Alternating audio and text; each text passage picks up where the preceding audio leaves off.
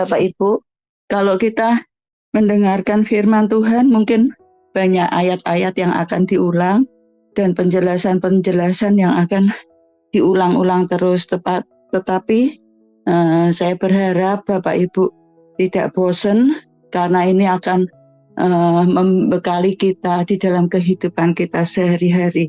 Ya, integritas firman Tuhan. Integritas juga sudah dijelaskan oleh beberapa pengajar yang lalu ya. Jadi integritas itu dapat dipercaya. Apa yang diperkatakan, yang dikeluarkan, dan tindakan memiliki kesamaan. Jadi kalau orang dibilang berintegritas, apa yang diperkatakan sesuai dengan apa yang dilakukan. Dan demikian juga firman Tuhan. Firman Tuhan itu ya dan amin dapat dipercaya karena firman Tuhan itu adalah Allah sendiri. Allah sendiri karena Allah itu adalah roh dan kebenaran. Dan itu yang kita hidupi, kita perkatakan, kita imani, dan kita lakukan di dalam kehidupan kita sehari-hari.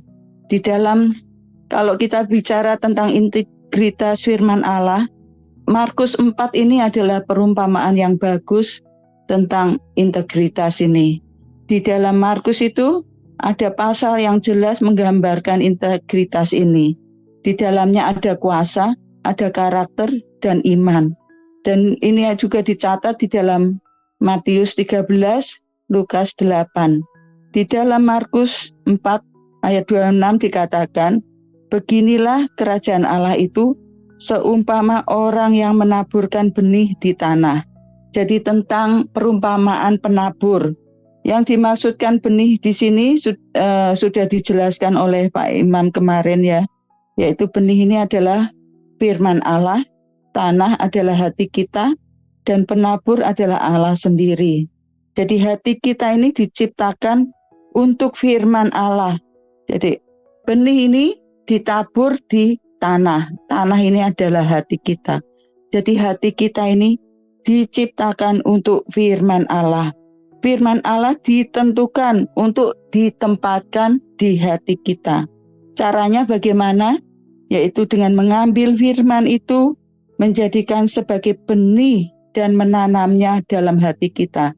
Kita dirancang untuk menghasilkan buah dengan sendirinya dari kehidupan kita.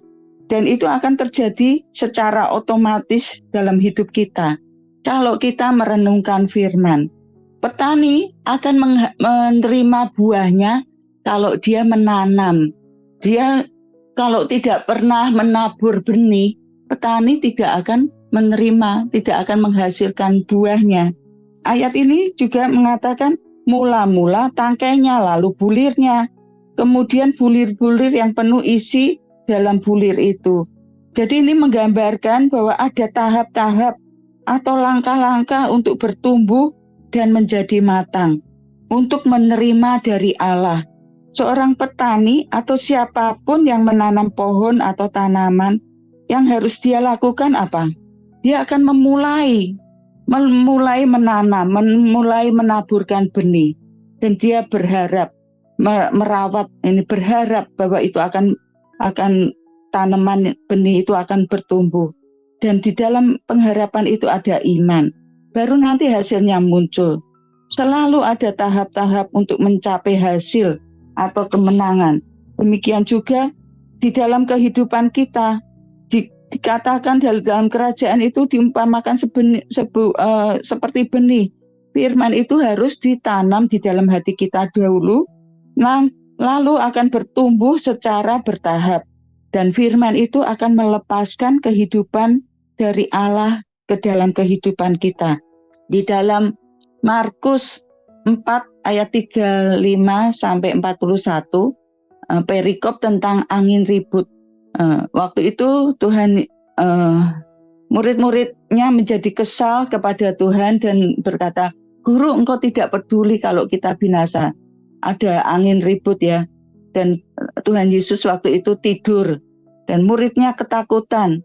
Muridnya berkata, lakukan sesuatu, kerjakan, bantu kami. Engkau sama sekali tidak membantu kami.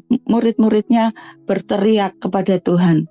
Nah, saat sekarang ini orang juga sering melakukan hal yang sama dan berkata, Tuhan, mengapa Engkau tidak melakukan sesuatu untuk menolong saya? Saya dalam kesulitan, saya dalam keadaan terpuruk, saya dalam keadaan sakit parah. Kenapa Engkau tidak menolong saya? Tuhan itu sudah melakukan sesuatu. Ia menyediakan kepada kita apa yang kita butuhkan melalui penebusan Tuhan Yesus yang dilakukan di kayu salib. Yang sudah memberikan kepada kita segala yang kita butuhkan untuk sukses dalam setiap segi kehidupan kita.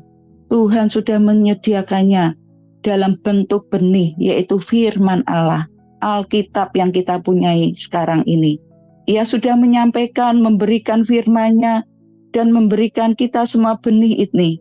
Tugas yang perlu kita lakukan sekarang adalah hanya mengambil benih firman Tuhan dan menanamnya dalam hati kita dengan cara membaca dan merenungkannya, memikirkannya, dan membiarkan berakar di dalam kita sampai benih firman Tuhan itu melepaskan di dalam kehidupan kita.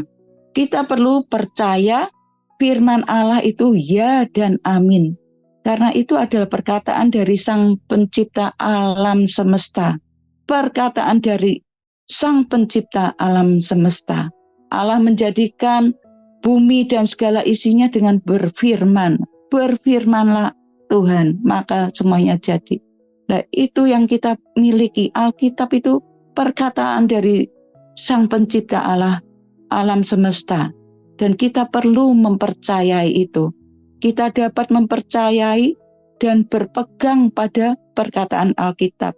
Mencampurkannya dengan iman. Dan kita bisa menghardik angin dan ombak dalam kehidupan kita. Itulah yang Yesus maksudkan ketika dia berkata, mengapa kamu begitu takut kepada murid-muridnya? Dan Yesus juga berkata kepada kita sekarang ini, mengapa kamu begitu takut? Kamu sudah memiliki firman. Ya, di dalam Matius 13 ayat 19 dikatakan, setiap orang yang mendengar firman tentang kerajaan surga, tetapi tidak mengertinya, datanglah si jahat dan merampas yang ditaburkan dalam hati orang itu. Itulah benih yang ditabur di pinggir jalan. Bila kita tidak menanam firman Allah ke dalam hati kita, si jahat bisa akan mengambilnya, sehingga firman itu tidak dapat berbuah dalam hidup kita. Nanti kita akan menyanyikan lagu yang saya masih seperti yang dulu, jadi tidak berubah hidup kita, karena kita tidak menanam firman itu. Di dalam Yosua 1 ayat 8 dikatakan, janganlah engkau lupa memperkatakan kitab Taurat itu, tetapi renungkanlah itu siang dan malam, supaya engkau bertindak hati-hati sesuai dengan segala yang tertulis di dalamnya. Sebab dengan demikian perjalananmu akan berhasil dan engkau akan beruntung. Kita diajar dengan memperkatakan firman, merenungkan firman. Kita akan bertindak hati-hati. Hidup kita akan berhasil dan kita akan beruntung. Karena firman itu yang memberi hidup. Ya, kalau kita memberi makanan jasmani kita, tubuh kita akan gendut, kita akan melebar ke kanan kiri dan ke atas. Tapi kalau kita menabur, memberi makan roh kita akan hidup, kita akan berkemenangan. Firman perkataan yang kita baca di Alkitab itu firman roh dan hidup. Itu yang kita makan, beri makan kepada roh kita. Di dalam Matius 4 ayat 4 ada tertulis manusia hidup bukan dari roti saja, tetapi dari setiap firman yang keluar dari mulut Allah. Manusia harusnya tidak hidup dari makanan jasmani saja, tapi dari setiap kata yang keluar dari mulut Allah. Di dalam Ibrani 4 ayat 12 dikatakan, sebab firman Allah hidup dan kuat dan lebih tajam dari pedang bermata dua manapun, Ia menusuk amat dalam sampai memisahkan jiwa dan roh, sendi-sendi dan sumsum. Ia sanggup membedakan pertimbangan dan pikiran hati kita. Ya, di dalam Efesus 6 ayat 10 sampai 24 juga dikatakan tentang perlengkapan rohani.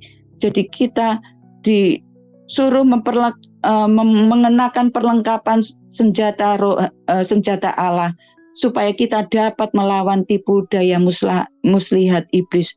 Jadi perlunya kita merenungkan firman itu supaya kita dapat melawan tipu muslihat iblis.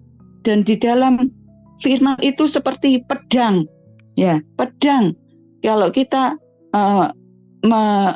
melawan musuh, kita tidak bisa dengan tangan kosong. Tetapi Tuhan di sini sudah memikirkannya.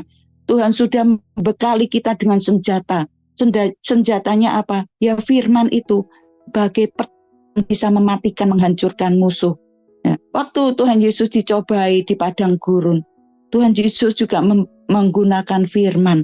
Ada tertulis. Jadi Tuhan memakai firman yang tertulis. Iblis juga tidak kalah, dia juga memakai firman.